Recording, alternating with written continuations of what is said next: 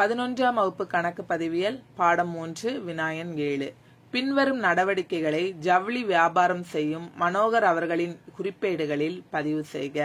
2018 March 1 Manohar வியாபாரம் தொடங்க கொண்டு வந்த ரொக்கம் 60,000. 2 ரொக்கத்திற்கு அரைகலன் வாங்கியது 10,000. 3 ரொக்கத்திற்கு சரக்கு வாங்கியது 25,000. 6 கமலேஷிடமிருந்து கடனுக்கு சரக்கு வாங்கியது 15,000. 8 ரொக்கத்திற்கு சரக்கு விற்பனை செய்தது 28,000. 10 ஹரிக்கு கடனுக்கு சரக்கு விற்பனை செய்தது 10,000. 14 கமலேஷிற்கு செலுத்திய ரொக்கம் 12,000. 18 வாடகை செலுத்தியது 500. 25 ஹரியிடமிருந்து பெற்ற ரொக்கம் ரூபாய் 8,000. 28 சொந்த பயன்பாட்டிற்காக பணம் எடுத்தது ரூபாய் 4,000. ஸோ இதெல்லாம் அந்தந்த தேதி கொடுத்துருக்காங்க, எந்த நாளில் நடந்தது அப்படிங்கிறத கொடுத்துருக்காங்க. ஸோ இதை வச்சு நம்ம இப்போ குறிப்பேட்டு பதிவு போட போகிறோம். எப்படி குறிப்பேட்டு பதிவு ஈஸியாக போடுறது அப்படிங்கிறத வீடியோவில் பார்க்கலாம். வினாயன் 7 பேஜ் நம்பர் 67. குறிப்பேட்டு பதிவு போட போகிறோம். ஃபர்ஸ்ட் மாதிரி படிவம் போட்டிருக்கோம். மனோகரின் ஏடுகளில் குறிப்பேட்டு பதிவு, நாள், விவரம், பேரேட்டு பக்க எண், பற்று, வரவு. ஸோ ஃபர்ஸ்ட் குறிப்பேடு போடுறதுக்கு முன்னாடி ஒரு சின்ன ரஃப் ஒர்க் போட்டோம்னா குறிப்பேடு போடுறதுக்கு ஈஸியா இருக்கும். ஃபர்ஸ்ட் நடவடிக்கை என்ன சொல்லியிருக்காங்க அப்படின்னா, மனோகர் வியாபாரம் தொடங்க கொண்டு வந்த ரொக்கம். ஸோ வியாபாரம் தொடங்க கொண்டு வரும்போது அந்த நடவடிக்கைகள்ல வரக்கூடிய கணக்குகள் என்ன அப்படின்னா, ரொக்கம் மனோகரின் முதல்,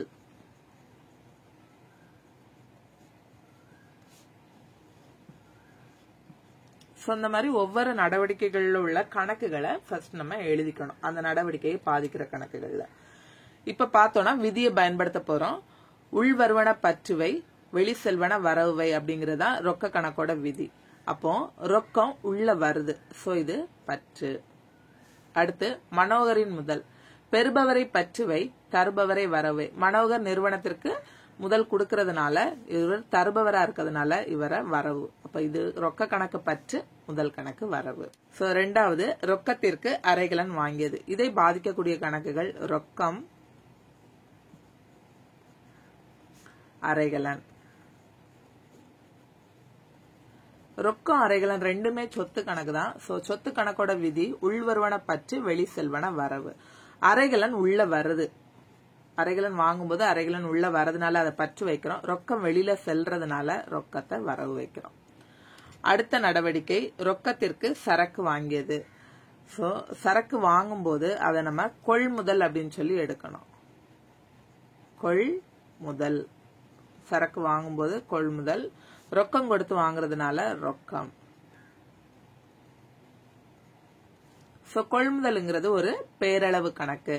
பேரளவு கணக்கோட விதி செலவுகளையும் நட்டங்களையும் பற்றுவை. கொள்முதல்ங்கிறது ஒரு செலவு, நம்ம காசு கொடுத்து வாங்குறதுனால அது ஒரு செலவு, அதனால கொள்முதல் கணக்கு பற்று.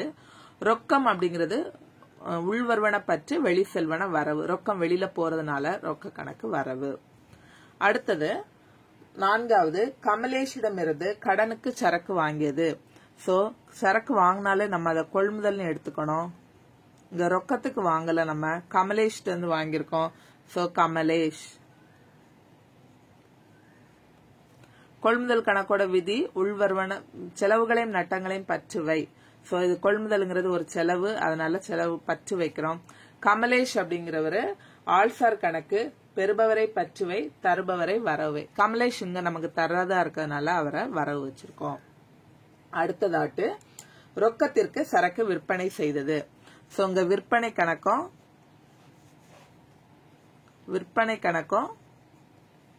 அடுத்ததா ரொக்க கணக்கும். ரொக்கத்தை விற்பனை செய்யறதுனால ரொக்க கணக்கும். விற்பனை பண்ணும்போது ரொக்கம் உள்ள வருது, அதனால ரொக்க கணக்கு பற்று, உள்வருவன பற்று. விற்பனைங்கிறது ஒரு ஆதாயம், பேரளவு கணக்கு. செலவுகளையும் நட்டங்களையும் பற்றுவை, வருமானங்களையும் ஆதாயங்களையும் வரவைங்கிறதுனால விற்பனை கணக்கு வரவா வச்சிருக்கோம். அடுத்ததா ஹரிக்கு கடனுக்கு சரக்கு விற்பனை செய்தது. சோ விற்பனை கணக்கு ஹரி அப்படிங்கிறதுனால ஹரி கணக்கு. சோ விற்பனையும் ஹரியும். விற்பனைங்கிறது எப்பவுமே வரவு தான் வரும், பேரளவு கணக்குங்கிறதுனால செலவுகளையும் நட்டங்களையும் பற்றுவை, வருமானங்களையும் ஆதாயங்களையும் வரவை. விற்பனை எப்பவுமே ஆதாயம்ங்கிறதுனால வரவு வரும். ஹரி பெறுபவரை பற்றுவை, தருபவரை வரவுவை. நம்ம சரக்கு விற்பனை பண்ணும்போது ஹரி பெறுபவரா இருக்கிறதுனால அவரை பற்று வச்சிருக்கோம். அடுத்த நடவடிக்கை கமலேஷிற்கு செலுத்திய ரொக்கம். சோ யாருக்கு கொடுக்கறோம்னா கமலேஷ்க்கு கொடுக்கறோம், ரொக்கம் கொடுக்கறோம். ரொக்கம் இங்க வெளியில போகுது, கமலேஷுக்கு கொடுக்கறதுனால வெளியில போறதுனால வரவு. உள்வருவன பற்று, வெளி செல்வன வரவு. பெறுபவரை பற்றுவை, தருபவரை வரவை. கமலேஷ்க்கு வாங்கியிருக்காரு, நம்ம கொடுக்கறோம் கமலேஷ்க்கு அப்படிங்கறதுனால கமலேஷ் பற்று. அடுத்ததா வாடகை செலுத்தியது. வாடகையும் செலுத்தியதுனாலே ரொக்கம். ரொக்கம் வெளியே போகுது, அதனால வரவு. வாடகை செலவுகளையும் நட்டங்களையும் பற்றுவை. வாடகைங்கிறது ஒரு செலவு, அதனால பற்று வச்சிருக்கோம். அடுத்ததா ஹரியிடமிருந்து பெற்ற ரொக்கம். யார்ட்டு பெறோம்னா ஹரி. ஹரி அடுத்து ரொக்கம். பெற்ற ரொக்கம்ங்கும் போது ரொக்கம் உள்ள வரதுனால ரொக்கத்தை பற்று வைக்கிறோம். உள் வருவன பற்று. ஹரியிடமிருந்து பெற்றது, பெறுபவரை பற்றுவை, தருபவரை வரவை. ஹரி நமக்கு இங்க தராரு, தரதுனால அவரை வரவு வச்சிருக்கோம். அடுத்ததா சொந்த பயன்பாட்டிற்காக பணம் எடுத்தது. முன்னாடியே சொன்னேன், சொந்த பயன்பாடு வந்துச்சு அப்படின்னு சொன்னா அதை நம்ம எடுப்புகள் அப்படின்னு சொல்லி காமிக்கணும். சோ அதோட நேமு சொந்த பயன்பாட்டிற்கு எடுத்ததுங்களோட நேமு எடுப்பு. அப்ப எடுப்பு கணக்கும் அடுத்ததாட்டு ரொக்க கணக்கும். ரொக்கத்தை தான் எடுக்கிறோம், அதனால ரொக்க கணக்கு. சோ எடுப்பு அப்படிங்கும் போது சொந்த பயணத்திற்காக எடுத்திருக்காங்க, நல்ல வெளியில போகுது, செலவுகளையும் நட்டங்களையும் பற்றுவை. இது ஒரு நட்டம் மாதிரி இல்ல செலவுன்னு கூட எடுத்துக்கலாம். சோ அதனால பற்று. ரொக்கம் வெளியில செல்றதுனால உள் வருவன பற்று, வெளி செல்வன வரவு, அதனால ரொக்க கணக்கு வரவு. தெரியல, எடுப்பு உரிமையாளர் தான் எடுக்கிறாரு, அதனால நம்ம ரொக்கம் உள்ள வருதுன்னு எடுக்க கூடாது. வியாபாரத்துக்குள்ள இருந்து ரொக்கம் வெளியில போகுது, உரிமையாளருக்கு போறதுனால ரொக்கம் இதுல வெளி செல்லுது. சோ முதல்ல இந்த நடவடிக்கைகளை போட்டு இந்த மாதிரி நம்ம விதியை அப்ளை பண்ணி எது பற்று எது வரவுன்னு சொல்லி கண்டுபிடிச்சாச்சு. இப்ப நம்ம குறிப்பேட்டு பதிவு போட போறோம். எப்படி போடுறோம்னு பாருங்க. ஃபர்ஸ்ட் நாள் 2008 மார்ச். சோ ஃபர்ஸ்ட் நம்ம ஃபுல்லுமே எழுதிடலாம். 2018 மார்ச் நாள்ல எழுதிட்டோம். நாள் என்ன அப்படின்னா ஃபர்ஸ்ட் நாள் 1. மனோகர் வியாபாரம் தொடங்க கொண்டு வந்த முதல். பற்றியது அப்படின்னா ரொக்க கணக்கு. நம்ம ஃபர்ஸ்டே பார்த்துட்டோம். ரொக்க கணக்கு எப்படி எழுதுறேன்னு பாத்துக்கோங்க. பற்று இந்த ரெட் லைன் பக்கத்துல இருந்து எழுதியிருக்கேன். ரொக்க கணக்கு பற்று. அடுத்து மனோகரின் முதல் கணக்கு வரவு. கொஞ்சம் ஸ்பேஸ் விட்டு வரவு எழுதணும். மனோகரின் முதல் கணக்கு வரவுன்னு தான் நம்ம சொல்லும் போது வரவுன்னு சொல்லுவோம். ஆனா எங்கேயுமே நம்ம வரவுன்னு எழுதணும்னு தேவையில்ல, பற்று மட்டும் பான் போடணும். இப்ப தொகை எவ்வளவு சொல்லியிருக்காங்க அப்படின்னா 60,000 எழுதிட்டோம். அதே போல வரவுக்கு நேர 60,000 ரூபாய் எழுதணும். இப்ப மனோகரின் முதல் கணக்கு வரவுல எழுதிருக்கணும், அதுக்கு நேர வரவு பக்கத்துல எழுதணும். பற்று ஒரு பக்கம் மேலே, அடுத்த லைன்ல தான் வரவு அமௌண்ட் இருக்கும். இப்ப அடுத்து விளக்க குறிப்பு எழுதுறோம். மனோகர் தொழில் தொடங்கியது.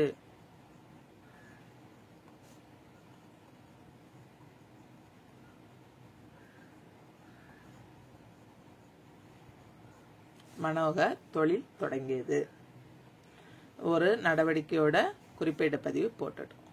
அடுத்து இரண்டாவது நாள் 2 ரொக்கத்திற்கு அரைகலன் வாங்கியது. அப்ப அரைகலன் கணக்கு பற்றுன்னு எழுதியிருக்கோம். நம்ம அரைகலன் கணக்கு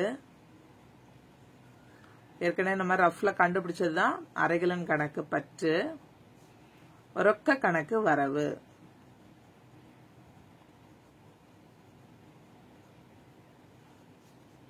$10,000 விளக்க குறிப்பு அரைகலன் வாங்கியது.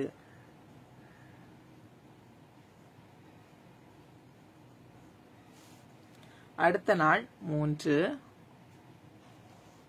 ரொக்கத்திற்கு சரக்கு வாங்கியது. கொள்முதல் கணக்கு பற்று.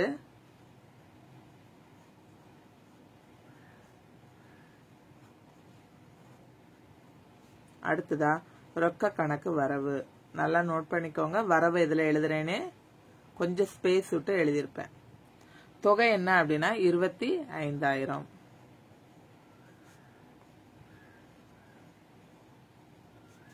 விளக்க குறிப்பு ரொக்க கொள்முதல்.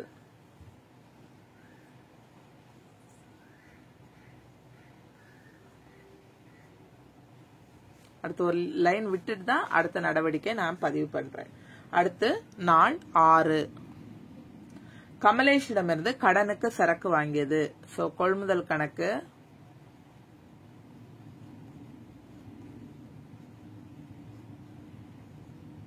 பற்று. யார்கிட்ட வாங்கியிருக்கோம்னா கமலேஷ். கமலேஷ் கணக்கு.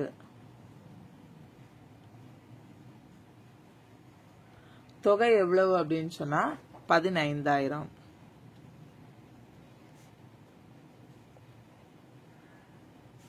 விளக்க குறிப்பு கடன் கொள்முதல்.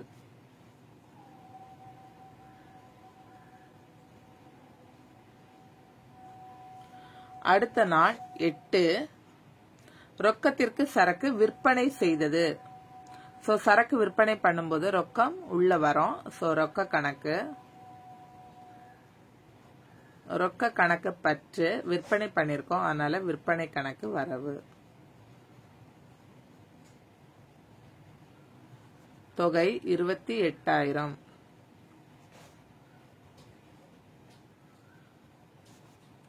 விளக்க குறிப்பு ரொக்க விற்பனை.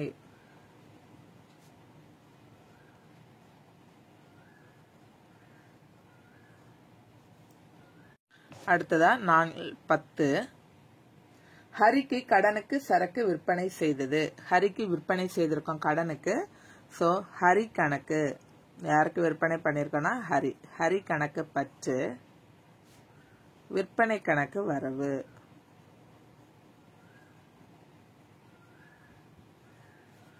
ரூபாய் 10,000.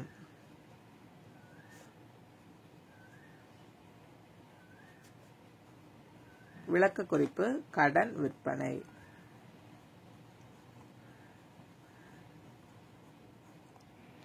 அடுத்ததா 14 நாள் 14 கமலேஷிற்கு செலுத்திய ரொக்கம். கமலேஷ் கணக்கு பற்று. ரொக்க கணக்கு வரவு.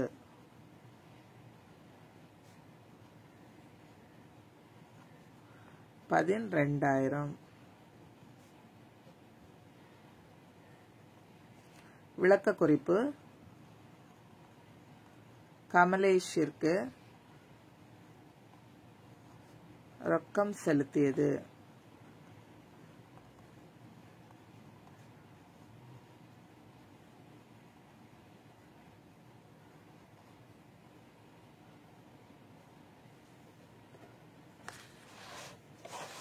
அடுத்ததா 18 வாடகை செலுத்தியது. வாடகை கணக்கு பற்று. ரொக்க கணக்கு வரவு.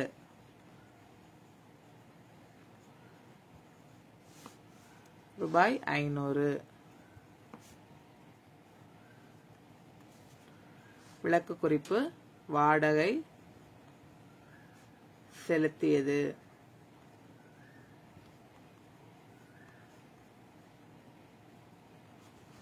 அடுத்து 25 ஹரியிடமிருந்து பெற்ற ரொக்கம். ரொக்க கணக்கு நம்ம ஏற்கனவே எல்லாமே போட்டுட்டோம். இது பற்று வரவுனே ரஃப்ல போட்டுட்டோம். ரொக்க கணக்கு பற்று. ஹரி கணக்கு வரவு. தொகை 8,000.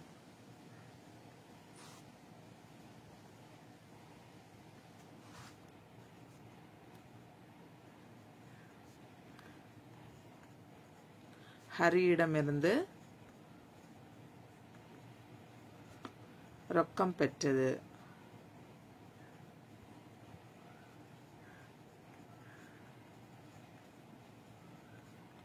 அடுத்ததா 28 சொந்த பயன்பாட்டிற்காக பணம் எடுத்தது. எடுப்பு கணக்கு பற்று ரொக்க கணக்கு வரவு.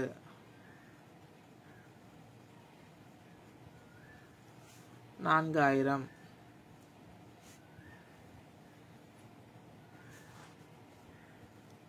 விளக்க குறிப்பு. சொந்த பயனுக்கு ரொக்கம் எடுத்தது.